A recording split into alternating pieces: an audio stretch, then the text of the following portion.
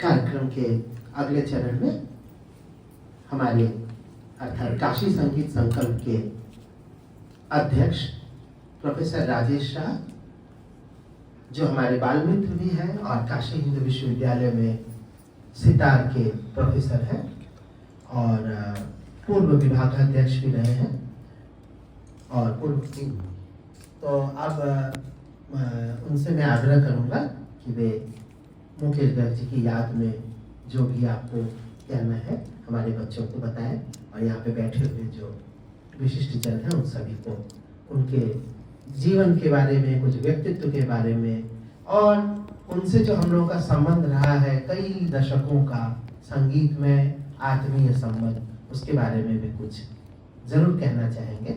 आग्रह है आपसे। बहुत बहुत धन्यवाद देवाशीष जी। ये अध्यक्ष और सचिव ये तो कहने की बात है, पोस्ट है वो संस्था चलाने के लिए होती है, तो ऐसा कुछ भी नहीं हम लोग के बीच में कि कोई अध्यक्ष कोई सचिव, सब एक दूसरे से पूछ के कर लेते हैं हम लोग। और अभी जो संगीत संकल्प चल रहा है उसमें शिल्पायन का या देवाशीष जी का, रागिनी जी का बहुत बड़ा योगदान है।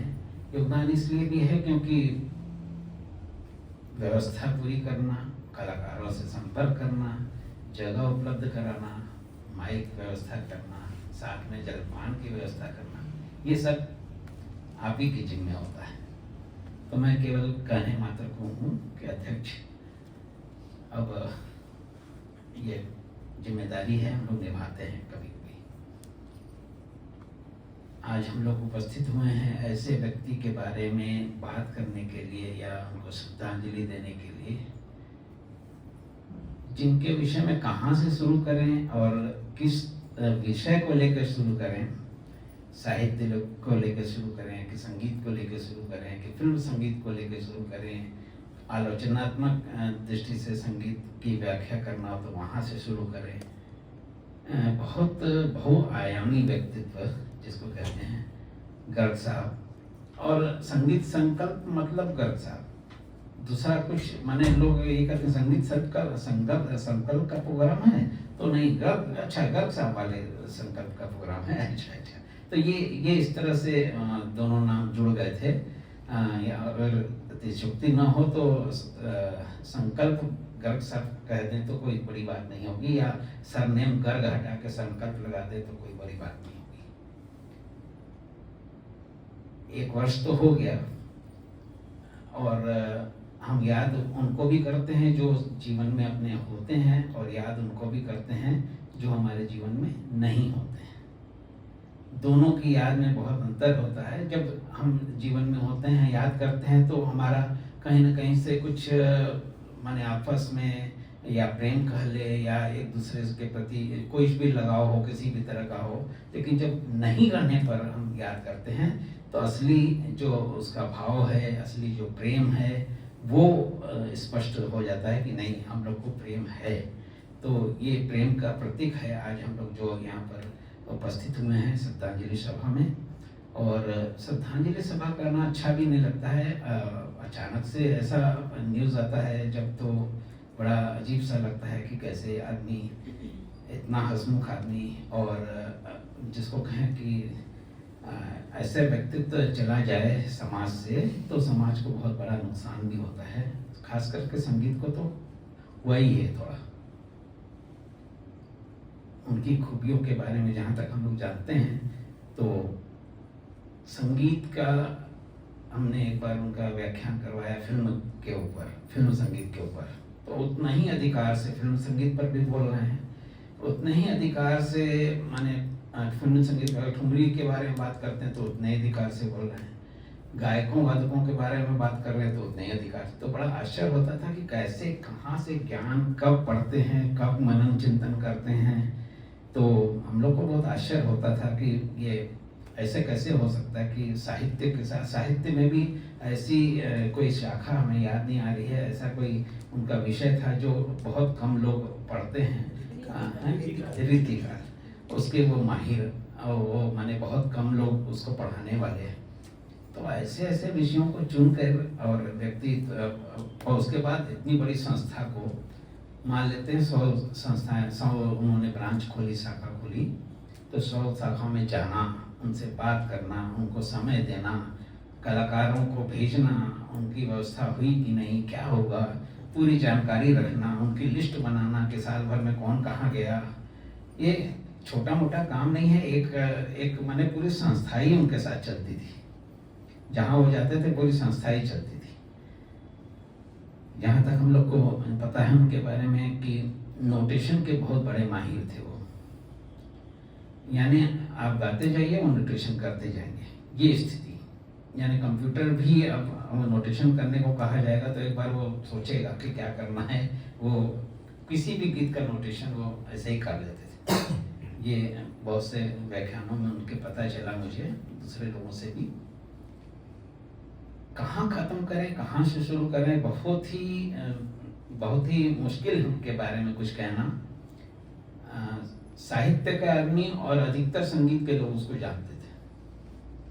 माने ऐसा व्यक्तित्व कि साहित्य के साथ साथ संगीत के लोग माने उनको जानते हों और उनको उतना ही प्रेम करते हों, चाहे वो एकेडमिक लाइन से हो, चाहे रिसर्च स्कॉलर हों। जैसा कि अभी देवाशीष जी ने कहा, बहुत सी बातें तो उन्होंने बता दी, मेरे लिए ऐसा कुछ नहीं है नया कुछ बताने को। लगभग 25 से 28 वर्ष हो गए उनके मेरी मुलाकात जब उनसे शुरुआत हुई थी। मैं राजघाट वसंता कॉलेज में था, उस समय मेरे परिचय हुआ कि मैं जानता था कि ये कोई है व्यक्तित्व, लेकिन कभी सामना नहीं हुआ था। तो किसी जगह पर हम लोग एक जगह मिले थे, 25 से 28 साल हो गए। फिर संकल्प के थ्रू करीब करीब मुझे लगता है कि 25 साल तो हो गए होंगे। पहले ये संकल्प दूसरे नाम से चलता था, बाद में हम लोगों ने फिर से इसको स्थापित किया। बीच में बहुत व्यवधान आ गया, 2-3 साल बंद हो गया। जो उसके कर्मठ लोग थे वो लोग इधर उधर हो गए। फिर देवाशीष जी ने सबने मिलकर तय किया कि नहीं, हम लोग फिर से स्टार्ट करेंगे, इसको शुरू करेंगे।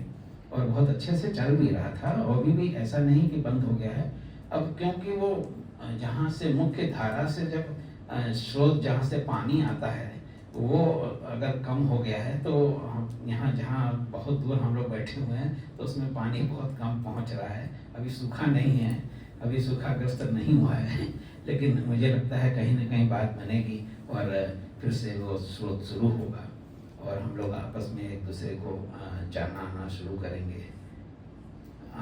क्या अधिक कह नहीं सकते उन ऐसे व्यक्तित्व को। वैसे मैंने कहा ना कि बहुत मुश्किल है उनको 10-15 मिनट में उनको बांध पाना, क्योंकि वो एक सब्जेक्ट को जब 2-2, 4-4 घंटा बोल देते थे बिना तैयारी के। कितना बड़ा काम होता होगा। जैसा बताया कि रस सौंदर्य पर बैठ के ऐसे ही 8 से 12 बज गए, तो ऐसे गुण विषय पर जिसमें कि और बाद में वो स्वयं भी करते थे रस सौंदर्य के बारे में कि संगीत में कहाँ रस सौंदर्य होता है। अपनी बात को वो बाद में काट भी देते थे। तो बात उनकी माने एक गायन की तरह होती, जैसे हम लोग सभी ले रहे थे गायन का, वैसे उनकी बात में एक जो प्रवाह था वो गायन की तरह का था। वो एक बार शुरू होते थे तो फिर वो बोलते चले जाएंगे, आप सुनते चले जाएंगे। मैंने पहली बार जब हम लोग शोक सभा किए थे तब भी बोला था, बाद में ध्यान आता है घर जाते जाते, अरे नहीं ये बात तो गलत बोल रहे थे, हम लोग को टोकना चाहिए था उनको। लेकिन उस समय किसी की हिम्मत या उस समय मन इतना मग्न हो जाते थे लोग कि वो उस समय टोक ही नहीं पाते थे। बाद में आता था नहीं ये बात तो गलत थी, मुझे कहना चाहिए था ये बात। तो कितना मैंने लोग अभी कथावाचकों को सुनते हैं तो सम्मोहित हो जाते हैं, लेकिन वो ऐसे व्यक्तित्व वो तो गुड़ चीज़ों पर बोलते थे, रस पर बोलते थे, संगीत पर बोलते थे, साहित्य पर बोलते, तब भी लोग उसी तरह से सुनते थे। तो बहुत ही मुश्किल है ऐसे व्यक्ति का पुनः माने आ जाएं तो हम लोग के लिए बहुत अच्छा होगा। ऐसी संस्थाओं को चलाना बिना पैसे में कलाकारों के पैसे से कलाकारों को चलाना, ये उन्होंने सिखाया कि कैसे एक कलाकार पैसा देगा और कलाकार ही को बुलाना है और कलाकार को ही पैसे देंगे। ये कलाकार जितने थे जो यंग थे, हम लोग उस समय 20-25 साल पहले बहुत दौड़े संस्थाओं के लिए। देवाशीष जी भी आया करते थे, बंगाली टोला में हम लोग बैठा करते थे, किराया दे करके हम लोग। पहले तो ये सुविधा नहीं थी सिर्फ पाइन वाली, तो वहाँ बंगाली टोला में 100 या 150 रुपया लगता था एक दिन 4 घंटे का। उसको हम लोग पेमेंट करके वहाँ प्रोग्राम किया था। सब स्टूल लगे होते थे, स्टूल को हटा करके बीच में जगह बना के स्टेज बना के उस समय की व्यवस्था करने वाले लोग अलग थे। राय साहब का परिवार था, जयश्री जी थी और लोग बहुत लोग थे। उन्होंने बड़ी मेहनत की है। ऐसी नहीं है कि बनारस में स्थापित करने में उन लोग का भी योगदान हम लोग तो कर रहे हैं अभी, लेकिन उन लोगों ने जो किया स्थापित करने में वो भी हम मानते हैं उनको। और ये जो अभी संकल्प गीत हुआ बड़े तन्मय होकर उस समय भी शुरू होता था, इसी तरह से शुरू होता था बहुत छोटी सी जगह पर। आज हम लोग बहुत शिल्पायन के इतने अच्छे हॉल में व्यवस्था के साथ, माइक की सब व्यवस्था के साथ में जलपान के साथ। अगर मुकेश जी होते तो जलपान में आज जरूर गोलगप्पे बने होते। तो मैंने भी उनको केक बहुत जगह गोलगप्पे का स्वाद करवाया। जब भी स्कूटर पर बैठो, स्कूटर ही उनको गाड़ी नहीं चाहिए, बस स्कूटर पीछे बैठ जाइए और जहाँ गोलगप्पे की दुकान की बस रोको, यहीं पर खाएंगे। तो सेमिनार चल रहा था, मैं अग्रसेन कॉलेज में उनको बुलाया था। सेमिनार चल रहा था। सेमिनार मध्याह्न होता है चाय पानी के लिए, चलो नीचे चलते हैं। नीचे जाके वो नारायणी पर जाके गोलगप्पा खा। तो इस तरह का व्यक्तित्व। और बहुत दुख भी होता है कि हम लोग के बीच में नहीं है वो। हम लोग केवल श्रद्धांजलि ही दे सकते हैं, उनको याद कर सकते हैं। और इतना अच्छा वीडियो उन्होंने बना के भेजा है। अभी तो इस छोटे से वीडियो में उनकी शायद ही एक आध माने वो एकदम झलक सी मिली है। तो लेकिन अभी पता नहीं कितने ऐसे चित्र होंगे उनके पास, अगर वीडियो में डाले जाते तो पता चलता कितने 25-25, 30 साल पहले संस्थाओं को चलाना पुस्तक कैसे चलती थी। मैं सभी को यहाँ उपस्थित जितने हैं सभी को धन्यवाद भी देता हूँ कि आपने इतना समय दिया, देवाशीष जी को खास करके कि उन्होंने हम लोग को यहाँ पर आमंत्रित किया इस माने नेक काम के लिए, ऐसे व्यक्तित्व के बारे में बात करने के लिए जिसको लोग भूल जाते हैं कि क्या काम किया है क्या नहीं। हो गया आदमी तो कहाँ कोई पूछने वाला है। आज सुबह जैसे हम लोगों ने याद किया गुरु जी को, वैसे ही हम शाम को आज पता नहीं एक ही दिन पड़ गया। ये भी एक संयोग है कि गुरु जी का जन्मदिन और इनका अंतिम दिन एक साथ पड़ गया है। लेकिन ये हमेशा याद भी रहेगा कि एक तरफ हम जन्मदिन सुबह मनाएंगे तो शाम को हमको याद करेंगे। मैं दोनों ही गुरुजनों को मैं सादर प्रणाम करता हूँ अपनी ओर से और अपनी जो श्रद्धांजलि अर्पित करता हूँ। गुरु जी को बहुत नमन करता हूँ। पंडित विष्णु कामिनी जी को, उनको विष्णु कामिनी जी को, मेरे गुरु जी के वो शायद बहुत नज़दीकी रिश्तेदार थे। तो जब गुरु जी का प्रोग्राम होता था हमारे गुरु जी के घर में, तो मैं तानपुरा लेने 2 तानपुरा उनका चलता था साथ में, बिना उसके वो गाते ही नहीं थे। तो जोड़ी तानपुरा पता नहीं कहाँ है, मुझे नहीं मालूम। अच्छा, तो वो जोड़ी तानपुरा हम लोग रिक्शे पर ले करके नाई जी के यहाँ जाते थे। उनका शाम को प्रोग्राम होता, साल में एक बार होता ही था वहाँ पर पूरा। तो अभी भी याद है वो घर, अभी भी है वो घर। तो और माता जी भी हम लोग को कितना प्रेम करती थी। मैं दोनों ही गुरुजनों को बहुत आदर के साथ आज नमन करता हूँ और अपनी बात में ही समाप्त करता हूँ। धन्यवाद।